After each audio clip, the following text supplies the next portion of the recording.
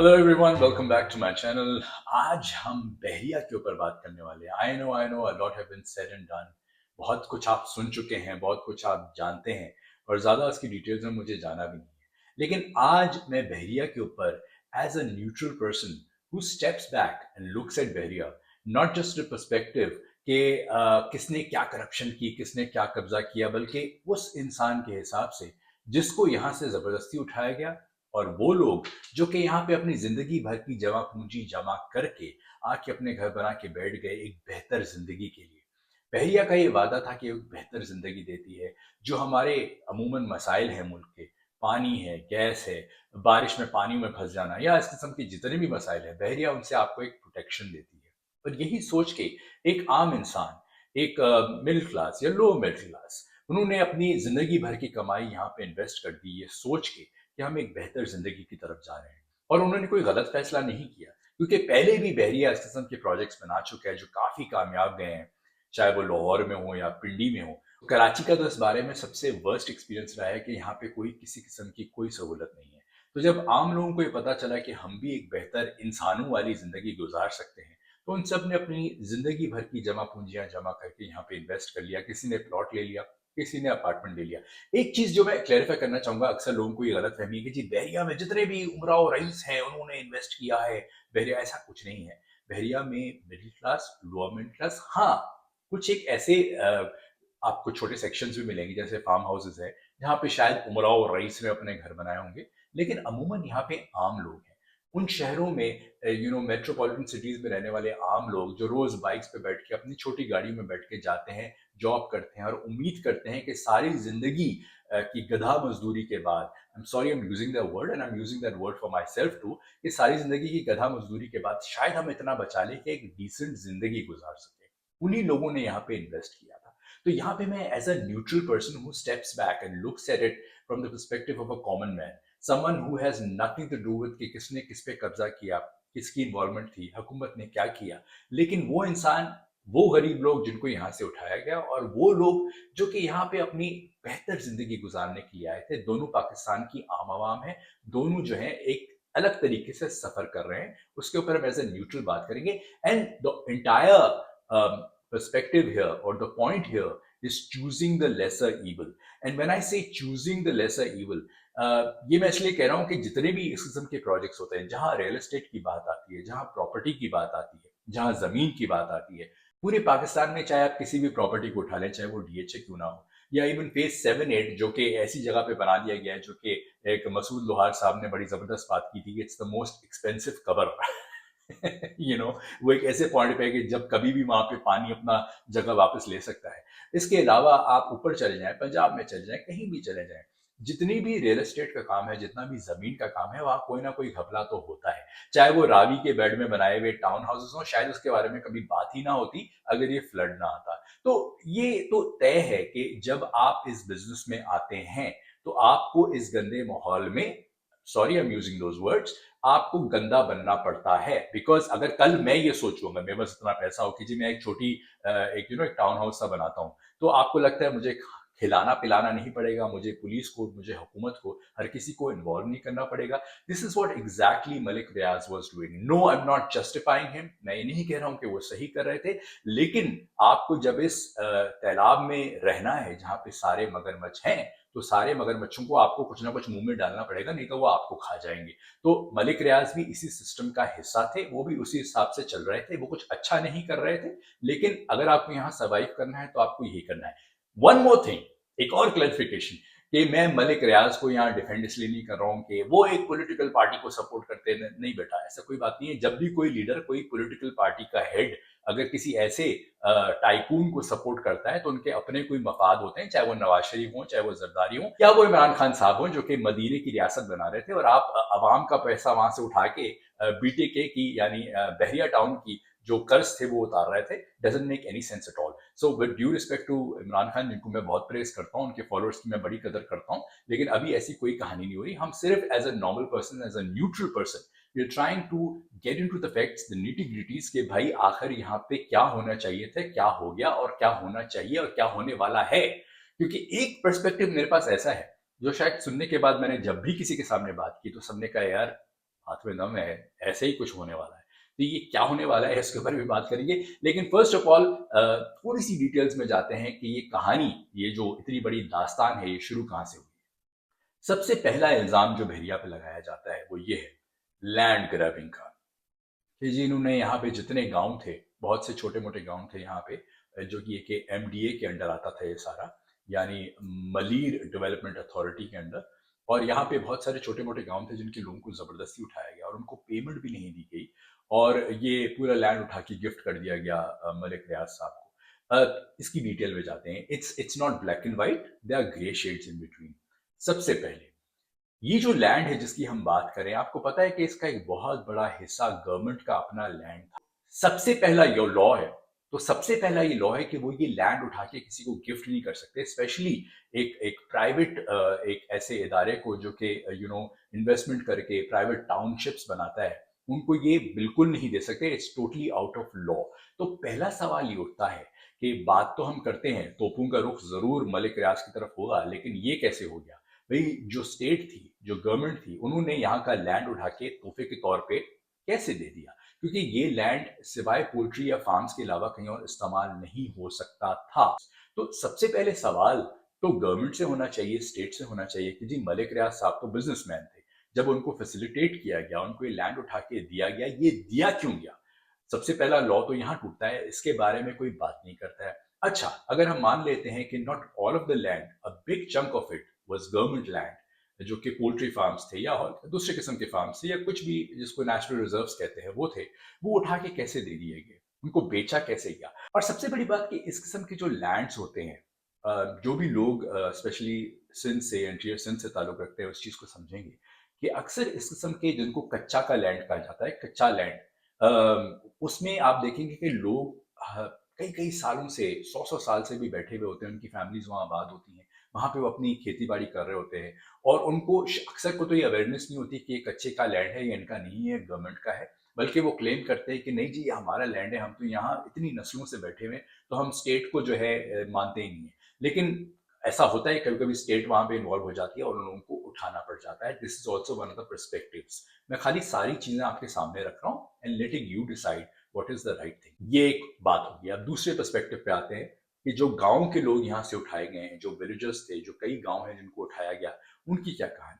Again मैं ये बात करूंगा अपने सिंधी भाइयों के बारे में जो इस चीज को समझेंगे कि जब भी किसी गांव की बात होती है जहां पे सारी प्रॉपर्टी होती है, अक्सर बात होती है वहाँ के जो वडेरा होता है या जो इन्फ्लुएंशियल पर्सन होता है, टॉक्स हमेशा उसके साथ होती है, क्योंकि वडेरा क्लेम करता है कि जी जो 50 घर का गांव है, इसमें से जी अक्सर लैंड 70% तो मेरा है, मैंने कुछ लोगों को बिठाया हुआ है, ये लैंड भी मेरा है, वो लैंड भी मेरा है, और वो हेरा फेरियों से या फिर सही क्लेम से बताता है कि जी most of the land is mine. So now a developer like Malik Riaz और whoever is representing him, वो डोर टू डोर जाके सारे विलेजर्स से अलग अलग बात तो नहीं करेंगे। वो कहते हैं यार चलो मसले का हल ज्यादा आसान है, जो मेन बंदा है जो कह रहा है कि मैं इन सबको उठा दूंगा, इनको पैसे भी दे दूंगा, चलो इससे बात करते हैं, क्योंकि ज्यादातर लैंड तो है भी इसका। ऐसी सूरत में जब पेमेंट्स हुई हैं, जो कि main head of the villages थे उनको हुई हैं, उन लोगों ने अगर पेमेंट्स आगे पास डाउन नहीं की या गलत तरीके से क्लेम किया कि जितना भी लैंड है, जो भी लोग बैठे हुए, शायद उन बेचारे गरीब लोगों के पास पेपर्स भी ना हो, उनका ये क्लेम करना है कि सारा हमारा है, हमें पेमेंट को, that's the big chunk of it is hours, हमें पेमेंट करो, बाकी जो थोड़ी बहुत पेमेंट छोटे छोटे घर हैं उनको आप डायरेक्ट कर दें या हमसे डील कर लें, हम उनको डील कर लेंगे, हम आगे पास ऑन कर देंगे। द पॉइंट इज, ये सारा इतना बड़ा जो मैंने बवाल खाना आपके सामने खोला है, बात करने का मकसद ये है कि जैसे मैंने अपने अपने बाहर टाइटल में भी लिखा है कि जी तोपों का रुख सिर्फ बहरिया या मलिक रियाज की तरफ क्यों है, जबकि इसमें एक हमाम में सारे नंगे जो बाकी नंगे हैं उनके बारे में बात क्यों नहीं की जा रही है? Now again the question comes कि जी मैं आई माइट बी आस्क्ड कि यार आपको मलिक रियाज की इतनी फिक्र क्यों हो रही है यार? नहीं, मुझे कोई प्लॉट घर या अपार्टमेंट उन्होंने नहीं दिया है अभी तक तो नहीं दिया जिसके तो लेकिन क्योंकि मैंने जैसे कहा कि मैं आता रहा हूँ बहरिया में, and I have friends and family who live here, उनसे मैंने अलग से बैठ के बात की है, एंड ऐसे लोगों को भी मैं जानता हूँ जिनको फोर्सिबली यहाँ इन इन इलाकों से उठाया गया कि जी आप चले जाएं, जो सदियों से, सदियों तो नहीं, ये शायद 100 ऑफ ईयर्स से यहाँ रह रहे हो, उनके घर थे, उनके गांव थे, जब उनको सडनली सब छोड़ के जाना पड़ा, वो भी फोर्सबली, तो ऑफ कोर्स इट्स पेनफुल। वो किस अजियत से गुजरे होंगे उसका हम अंदाजा भी नहीं कर सकते हैं। But on the other hand people who are living here, एक आम इंसान जो यहाँ इन्वेस्ट करके एक सुकून की जिंदगी गुजारने आया था, जिसको ये नहीं पता था कि स्टेट गवर्नमेंट बहरिया क्या कर रही है, वो तो बेचारा एक सुकून की जिंदगी उस जंजाल पूरे से, यानी जिसको हम कराची कहते हैं, sorry I am from Karachi too, I love my city, but it has turned into a जंजाल पूरा। तो उस जंजालपुरी से उठ के इस थोड़े से टुकड़े में सुकून के आना चाहते थे, एक सुकून की जिंदगी गुजारना चाहते थे। बहुत सारे रिटायरीज हैं, बहुत से ऐसे लोग हैं जिनने सारी जिंदगी की जमा पूंजियां लगाई हुई है, and now it's all at stake. तो अब मुआवजा जो मैं करना चाह रहा हूँ वो ये करना चाह रहा हूँ कि मलिक रियाज को एज एज अ टाइकून देखें, और फिर हम उनको कंपेयर करें लाइक से मियां मंशा के साथ, निशात के साथ करें। निशात का जब आप देखते हैं कि उनकी जितनी भी इन्वेस्टमेंट्स हैं, चाहे वो टेक्सटाइल्स हों, चाहे वो होटल्स हों, उनकी इन्वेस्टमेंट्स आपको नजर आती हैं is just to fortify themselves. What I mean to say is, मैं नहीं कह रहा हूँ कि इकोनॉमी में उनका कोई किरदार नहीं है, बेशक होगा, बहुत कुछ कर रहे हैं, बहुत बड़ा नाम है, मेरा उनके लिए बहुत बड़ी रिस्पेक्ट है, एक पाकिस्तान की रीढ़ की हड्डी वाली हैसियत रखते हैं वो। लेकिन उनकी सारी इन्वेस्टमेंट्स जो होती हैं वो अपने एक अपर क्रस्ट के जो बिजनेस लोग हैं, जो इंडस्ट्रियलिस्ट हैं, उनको सपोर्ट करने के लिए एक सिस्टम बनाया हुआ है कि अगर आप इंडस्ट्रियलिस्ट हैं, अगर आप इन्वेस्टर हैं, तो आपको भी ये चीज फायदा देगी।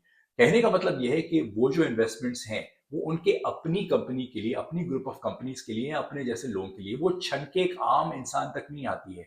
निशात लॉन वो खरीदता है जो कि उसको अफोर्ड कर सकता है। निशात होटल्स में वो रहेगा जो कि वहां पे रहने की हैसियत रखता हूं मैं। बड़ी एक दो बार ही रहा हूं, बड़ी महंगी होटल्स हैं उनकी, well good service by the way. लेकिन कहने का मकसद ये है कि आम लोगों तक छन के कोई सर्विस नहीं आती, कोई आम इंसान को उसका फायदा नहीं होता।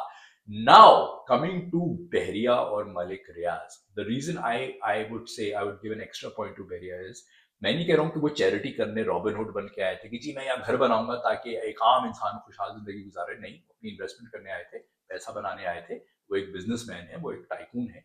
लेकिन उन्होंने जो काम किया है, it filters down, it trickles down to a common man, एक आम इंसान जो कि एक आम सी जिंदगी गुजार रहा है, जिसको जिंदगी में यहाँ कुछ नसीब नहीं होता, जिसको दिन में पूरे 12 घंटे लाइट तक नहीं मिलती है, जब उसको एक सुकून में रहने की जगह मिलती है। जैसे कि मैंने कहा कि ये सिर्फ अमरा और रईस के लिए नहीं है, यहाँ पे आप 1 बेडरूम फ्लैट भी ले सकते हैं, 2 बेडरूम भी ले सकते हैं, एक छोटा प्लॉट भी यहाँ 30-40 लाख का मिल जाता है। तो वो लोग जो कि middle class and lower middle class, मैं नहीं कह रहा हूँ कि बिल्कुल आवाम, गरीब आवाम, नहीं, उनको कोई फायदा नहीं हुआ, लेकिन at least the middle class which is a big majority of a country, जो कि शहरों में रहते हैं, तो किसी न किसी तरीके से एक आम आवाम तक इसका फायदा पहुंचा। लोगों ने टेस्ट किया, और बहरिया ने, मलिक रियाज ने आपको एहसास दिलाया कि भाई आप लोग भी बेचारे इंसान के बच्चे हो, और आप भी इंसानों वाली जिंदगी गुजार सकते हो। दैट इज वन थिंग जो कि उनको दूसरे जितने भी ऐसे टाइकून्स हैं उनसे एक कदम ऊपर ले जाती है, क्योंकि उन्होंने जिंदगी में जो आम आवाम की जिंदगी है उसको बेहतर बनाने में एक किरदार अदा किया है। अब मैं क्यों दूसरी चीजों को नजरअंदाज कह रहा हूं, क्योंकि मैं कह रहा हूं कि करप्शन तो भरी पड़ी है यार। जब पूरा निजाम ऐसा है तो उस निजाम में, as I said when I started the video, choosing the lesser evil की बात जब होगी, ऐसे इंसान को चुनना को शायद दूसरों से जरा बेहतर हो, तो मलिक रियाज ने एटलीस्ट ये तो किया है कि एक आम इंसान की जिंदगी को बेहतर बनाया है। लेकिन हैविंग सेड दैट, अगेन मैं कहूंगा मैं उनका दिफा नहीं कर रहा हूं। हाँ, ये बात मैं आगे जरूर करूंगा। अगर इसी बहरिया के अंदर वो जो गांव थे जिनको जबरदस्ती उठाया गया और जो शोर मचा रहे थे कि हमें हमारा हक नहीं मिला है, हमें अपने हमारे घरों से उठाया गया है, I think the amount of land he has, क्या अच्छा नहीं होता कि बहरिया के अंदर ही उनको इनकॉर्पोरेट कर दिया जाता, एक एक एक और विद इन द वॉल्स के अंदर एक एक एक मॉडल विलेज बना देते, और ऐसे लोग जो कि क्लेम कर रहे थे उनके साथ एक एक ऑन टेबल या ऑफ रिकॉर्ड एक एक सेटलमेंट करते, और उन गरीब बेचारों को वहां पे जगह दे देते रहने के लिए। एंड बहरिया के रेजिडेंट्स के लिए भी एक बड़ी अमेजिंग सी चीज होती है कि you have a model village in between the city, जहाँ पे जाके आप देख सकते हैं कि सिंध की या बलूचिस्तान की या जो भी जो मिक्स वहाँ पे एक पॉपुलेशन थी, उनकी जिंदगी कैसी होती है। एंड आई थिंक बहरिया जब किसी चीज को करते हैं बहुत बेहतर तरीके से करते हैं, अगर एक मॉडल विलेज बनता, that would have been another sort of attraction for lot of people, and maybe they could have turned it, made money out of it, कि आप यहाँ पे इस मॉडल विलेज में, अगर आप विलेज में रहना चाहते हैं और आपको कुकड़ियाँ और भैंसें एंड गधे पालने का शौक है, जो कि अक्सर पाकिस्तान में गधे बहुत पाले जाते हैं तो खाए जा रहे हैं, तो आप इस मॉडल विलेज में रह सकते हैं। एंड आई थिंक इस चीज़ को अगर इनकॉर्पोरेट करते, things would have been better. And ये जो सब कुछ हो रहा है, हो सकता है लोगों की आहें भी हों, ये सब ना होता। And all the mess that they have made, because शायद स्टेट ने या पॉलिटिकल पार्टीज ने और लोगों ने तो इतना उनको काबिल समझा ही नहीं, ना ही समझते हैं। अगर समझते तो वो पहले अपने ही शहर को बेहतर बनाते। तो आम लोगों को इसमें जो यहाँ पे विलेजेस उनको जबरदस्ती उठाया गया, उनके साथ इंसाफ होता है। कहने का मकसद ये है कि बहरिया टाउन की जब हम बात करते हैं तो लोगों के जहन में सिर्फ एक चेहरा आता है, जो कि मलिक रियाज का चेहरा है।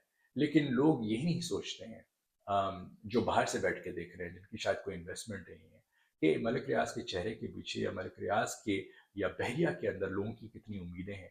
जो ऑलरेडी यहाँ पे हजारों लोग बस चुके हैं, वो कहाँ जाएंगे, या ऐसे लोग हैं जिनके साथ ज्यादती हुई है। लास्ट थिंग बिफोर आई गो, जो मैंने शुरू में कहा था कि कहानी कुछ और है।